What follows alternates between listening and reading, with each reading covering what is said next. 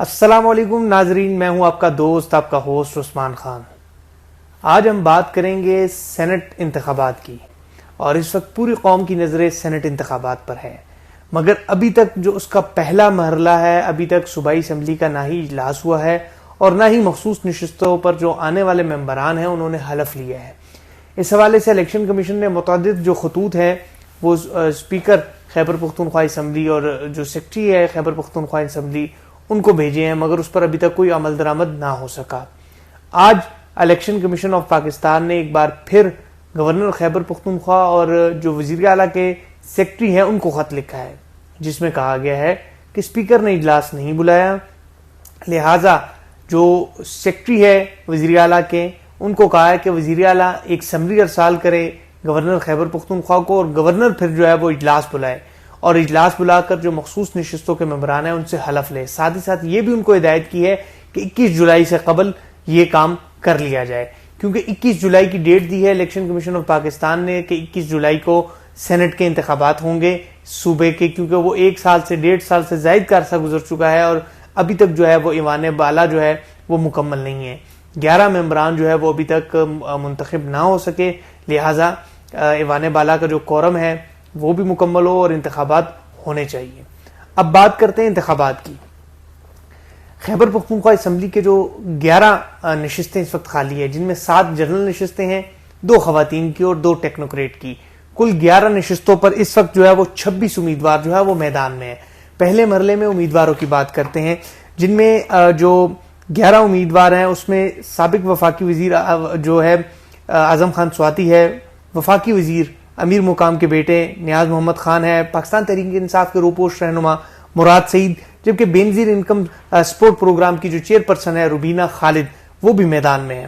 اب اس میں اگر ہم بات کریں، پاکستان تحریک انصاف نے جو آزاد حیثیت سے امیدواروں کو میدان میں اتارا ہے، جن میں آصف رفیق ہے، اظہر مشوانی ہے، خرم ذیشان ہے، شفقت ایاز ہے، عرفان سلیم ہے، فیصل جاوید ہے، فیض الرحمان ہے، اعظم سواتی ہے، محمد وقاص اورکزئی، مراد سعید، مرزا محمد افریدی اور پیر نور الحق قادری، انہوں نے جنرل نشست پر کاغذات جمع کروائے۔ اسی طرح مسلم لیگ نون سے نیاز احمد ہے، پاکستان پیپلز پارٹی کے جو طلحہ محمود ہے اور جے یو آئی کے عطاء الحق درویش ہیں، یہ جنرل نشست پر ہیں۔ اسی طرح خواتین کی 2 نشستوں پر 4 امیدوار جو ہے وہ میدان میں ہیں، جن میں اپوزیشن کی پیپلز پارٹی کی روبینہ خالد ہے، اسی طرح جو روبینہ ناز ہے، عائشہ بانو اور مہوش علی خان، یہ آزاد امیدوار ہیں۔ ٹیکنوکریٹ کی 2 نشستوں پر 6 امیدوار جو ہے وہ میدان میں ہیں، جس میں مسلم لیگ جو نون ہے انہوں نے کوئی کاغذات جمع نہیں کروائے، جے یو آئی کے دلاور خان ہیں، اسی طرح جو آزاد ہے پاکستان تحریک انصاف کا جن کو کہا جاتا ہے، جن میں خالد مسعود ہے، سید ارشاد حسین ہے، اعظم سواتی ہے، نور الحق قادری اور وقار احمد قاضی میدان میں ہے۔ نشستوں کی تعداد کے مطابق حکومتی پارٹی کو مجموعی طور پر 7 نشستیں مل سکتی ہیں، جن میں 5 جنرل، 1 وومن اور 1 ٹیکنوکریٹ کی نشست شامل ہے۔ اسی طرح اپوزیشن کو 4 سیٹوں پر کامیابی مل سکتی ہیں، جن میں 2 جنرل، 1 ٹیکنوکریٹ اور 1 خاتون کی نشست ہے۔ یہ تو مجموعی صورتحال ہے جو میں نے بیان کی۔ اب ہم اس میں تھوڑا پس منظر کی جانب جاتے ہیں کہ کس کس پارٹی کے پاس کتنے امیدوار موجود ہے اور ایک نشست کی کامیابی کے لیے کتنے امیدوار درکار ہیں۔ اس وقت جے یو آئی کے پاس، ہم پہلے اپوزیشن کے مرحلے میں آتے ہیں، جو کے پی کے کی اپوزیشن ہے، جے یو آئی کے 19 اراکین ہیں اور ان کا جنرل پر 1 ہی امیدوار ہے، وہ ہے عطاء الحق درویش، اور جنرل نشست پر 19 ہی ووٹ ایک امیدوار کو چاہیے، تو جے یو آئی کے جو ممبران ہیں وہ مکمل ہیں۔ اسی طرح مسلم لیگ نون کے پاس 16 ممبران ہیں، جن میں 1 آزاد ہے، 17 جسے کہا جا رہا ہے، تو یہ 17 جو امیدوار ہے یہ مسلم لیگ نون کے پاس ہے، ان کو 3 مزید امیدوار درکار ہیں۔ اسی طرح پیپلز پارٹی کے 11 امیدوار ہے، ان کو یعنی 8 جو ہے وہ آزاد اراکین مزید چاہیے کامیابی کے لیے۔ اسی طرح 3 پاکستان تحریک انصاف پارلیمنٹیرین کے ممبران ہیں اور 3 جو ہے وہ عوامی نیشنل پارٹی کے ممبران ہیں۔ یہ 3 امیدوار اور یہ ان کی پارٹی کس کو سپورٹ کرے گی اس پر ابھی تک فیصلہ نہیں ہوا۔ اسی طرح سنی اتحاد کونسل اور آزاد اراکین جو حکومت کے ہیں ان کی تعداد اکثریت میں ہے۔ اس پر اس وقت کی جو صورتحال ہے جو بظاہر نظر آ رہی ہے کہ 4 نشستیں اپوزیشن کی اور 7 نشستیں جو حکومت ہے صوبے کی ان کو ملے گی، مگر حالات مختلف ہیں۔ اپوزیشن 5 نشستوں کے لیے جدوجہد کر رہی ہے اور 6 نشستیں جو ہے وہ حکومت کے کھاتے میں جاتے ہوئے نظر آ رہی ہے۔ اس میں اپوزیشن کی کامیابی کیوں ہوگی؟ کیونکہ پاکستان تحریک انصاف کے اندر ہی ابھی تک کچھ چیزیں فائنلائز نہیں ہیں. کچھ ایسے امیدوار ہیں جن پر پارٹی کے اندر آوازیں اٹھ رہی ہیں اور ان پر اعتراض ہے کہ یہ امیدوار نہیں ہونے چاہیے. پہلے مرحلے میں چونکہ ہم اپوزیشن کی طرف بات کرتے ہیں کہ اپوزیشن کا اس وقت کیا بات چیت چل رہی ہے، وہ کس حد تک جا سکتے ہیں، پھر حکومت کی طرف آتے ہیں. اپوزیشن کی اس وقت مولانا فضل الرحمان سے جو سربراہ ہیں JUI کے، ان سے مسلم لیگ نون کے جو صوبائی صدر ہیں وفاقی وزیر انجینئر امیر مقام، اور اسی طرح پاکستان پیپلز پارٹی کے سید خورشید شاہ ظاہر شاہ اور جو گورنر خیبر پختونخوا فیصل کریم کنڈی کی ملاقات ہوئی ہے. اور تینوں جماعتوں نے اس بات پر اتفاق رائے قائم کرنے کی کوشش کی ہے کہ ہم جو اپوزیشن کی جماعتیں ہیں صوبے کی، وہ مل کر اگر ہم الیکشن لڑیں تو ہم تقریباً 4 تو ہم نکال ہی رہے ہیں اور 5ویں نشست بھی نکالی جا سکتی ہے. آیا یہ 4 نشستیں کس طرح نکلیں گی؟ کیونکہ جو جرنل نشست ہے اس پر 19 ووٹ درکار ہے اور ٹیکنوکریٹ اور خواتین کی نشست پر 48 ووٹ درکار ہے. اگر اپوزیشن الائنس کو اکٹھا کیا جائے تو ان کے پاس 53 ووٹ ہے.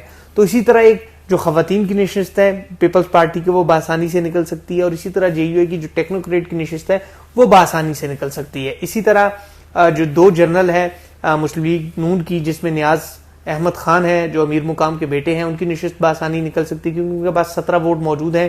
ان کو 3 ووٹ مزید جو ہے وہ درکار ہیں. 19 ان کو چاہیے مگر 3 آپ کہہ سکتے ہیں، 2 کہہ لیں.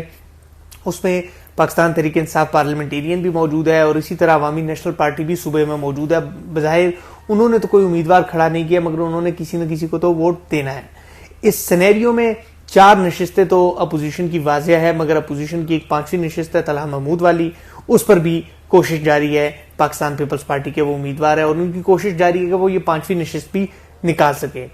اس پورے سینیریو میں نون لیگ کی سے جو ایک غلطی ہوئی ہے کہ نون لیگ نے خواتین کی نشست پر یا ٹیکنوکریٹ کی نشست پر کوئی امیدوار کھڑا نہیں کیا. انہوں نے صرف اپنا ایک ہی امیدوار کھڑا کیا تھا. JUI نے 2 امیدوار اور پیپلز پارٹی نے بھی 2 امیدوار میدان میں اتارے ہیں. تو یہ سینیریو اس وقت اپوزیشن کا ہے. اب حکومت کی طرف آتے ہیں.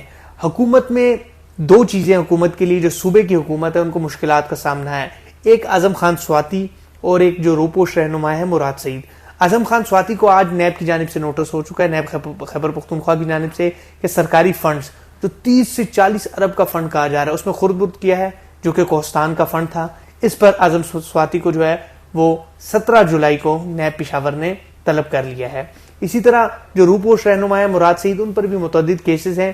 اسکروٹنی کا جب عمل ہوگا تو اس میں یہ چیزیں واضح ہو جائیں گی کہ آیا اعظم سواتی اسکروٹنی کے عمل میں پاس ہوتے ہیں، اور اسی طرح روپوش رہنما مراد سعید ان کی کیا پوزیشن ہوگی. آیا یہ دونوں امیدوار اسکروٹنی میں نکل جائیں گے اور یا اسکروٹنی میں یہ ریجیکٹ کر دیے جائیں گے.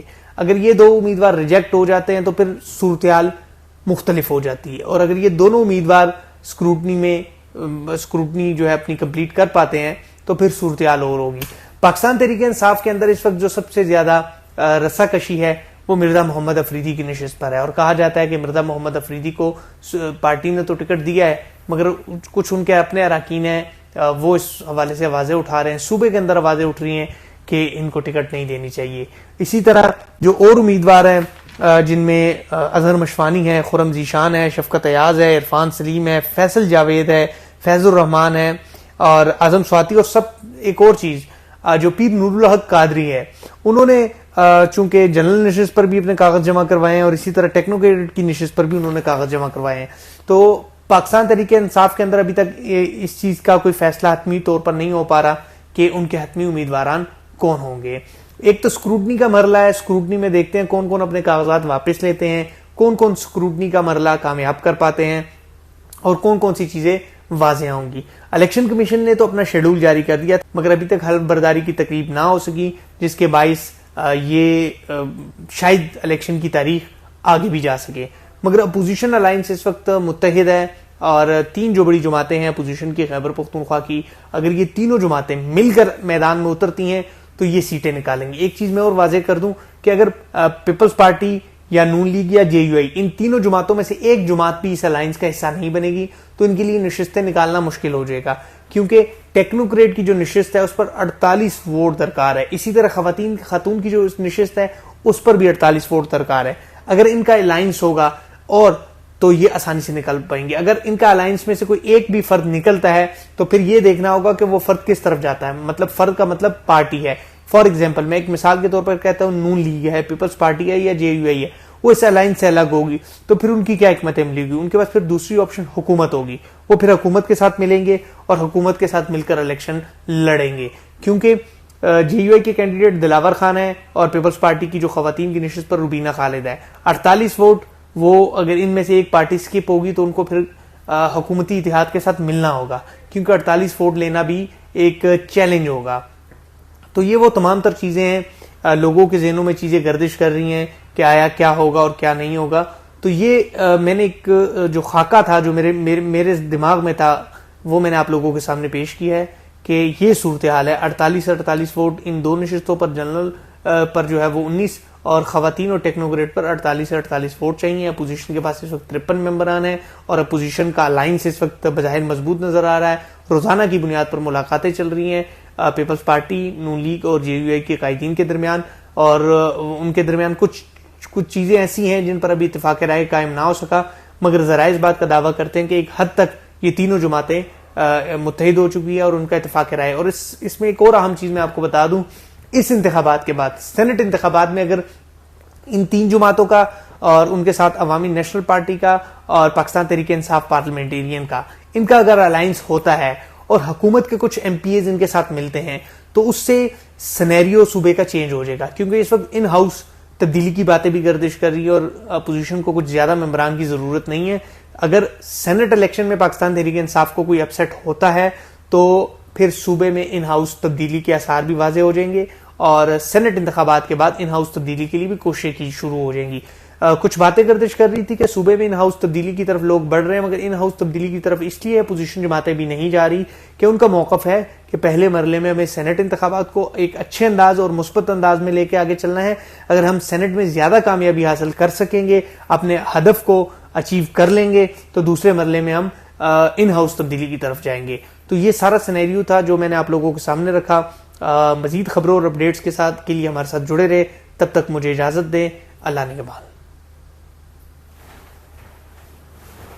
چٹھا جی ٹھیک تجزیہ کیتا ہے, سودا وکے گئے.